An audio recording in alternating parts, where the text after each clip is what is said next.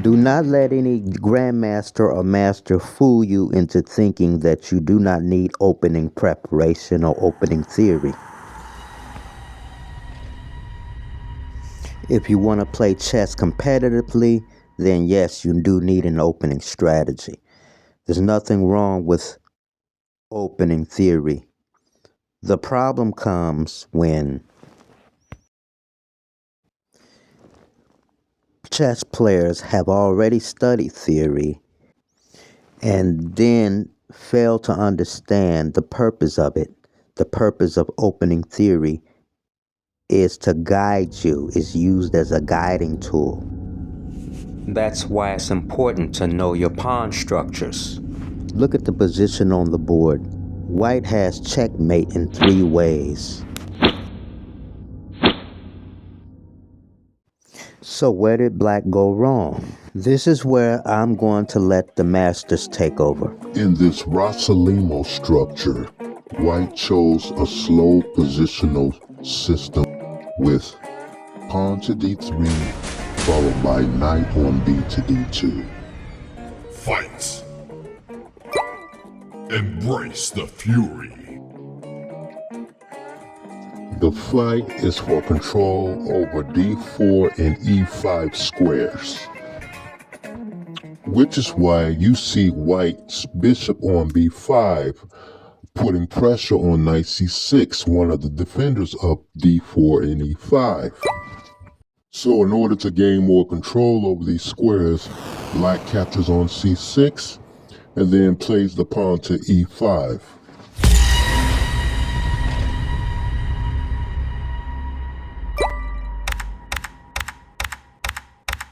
Execution. Finality.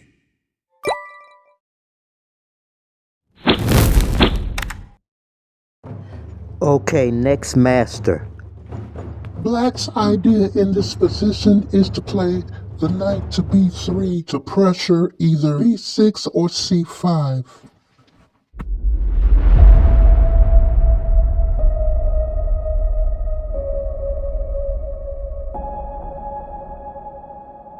So what it boils down to is the question of what black does to deal with this problematic center.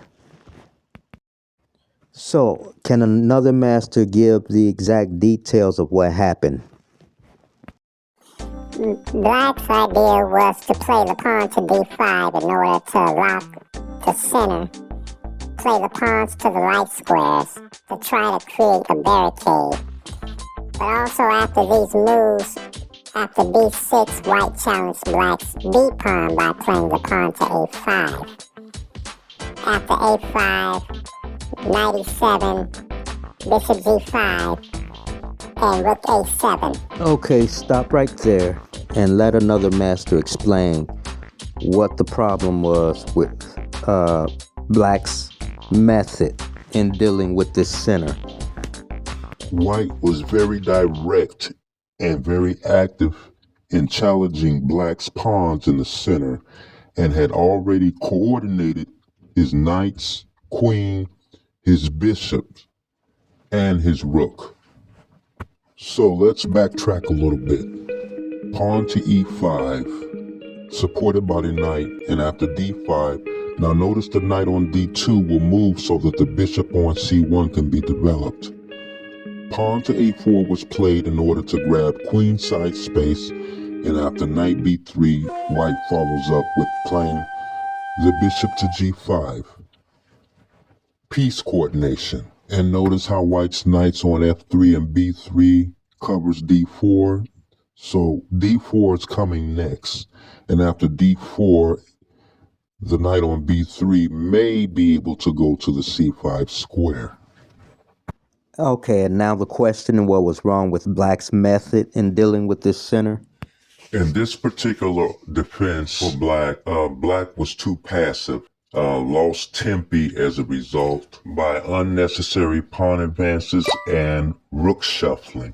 And now the pawn on f6 is a thorn on black's side, and now that is a threat because the queen now threatens to go to the H file to try to get to H6 to deliver a potential mate on the G7 square. A viable move for black in this position would have been to play knight f6, and after bishop takes c6, recapture, and then follow up with knight to d5.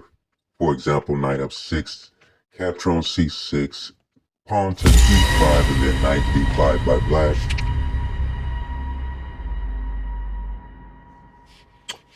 And the next thing is, after the capture on c6, white plays the pawn to e5.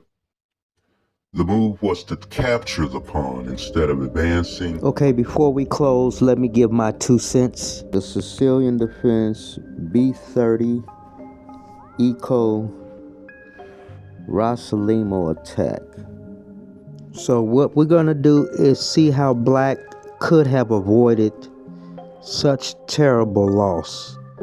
Especially this position here where he's about to get checkmated in 3 ways.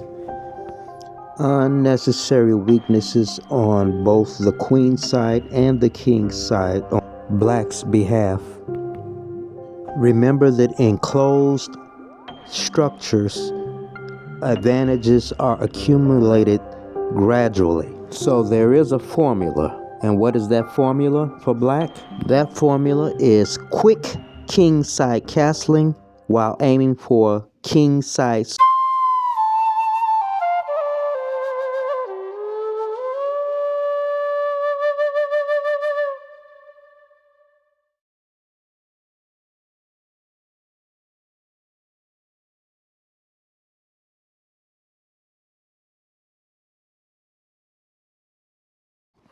So rook to e1 indicates that white is ready for center operations, but an immediate pawn to e5 stops the d4 pawn, at least for a while. Knight on g to e7 supports a potential pawn advance from d7 to d5. Quick king side castling. Now you're ready to start the squeeze and pawn march, and probably f5 at some point. So all in all, black is expected and committed to playing a live, active defense with much energy. And the advantage in this position of having a knight on e7 is that it supports the knight on c6.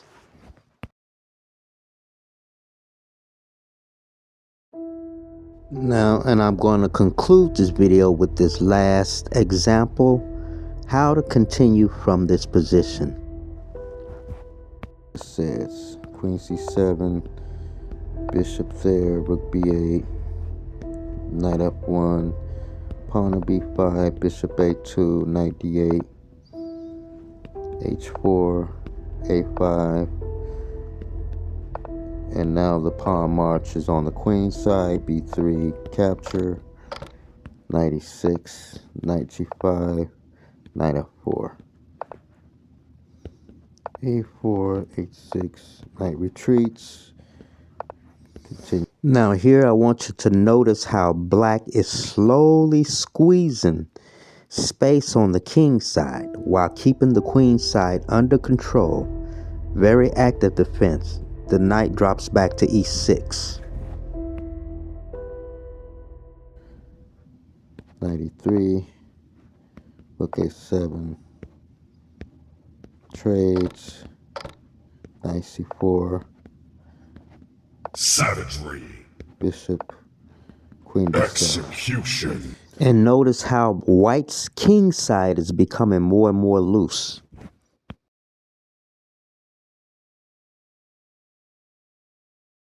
And remember this concept. Remember that trades helps the player with less space.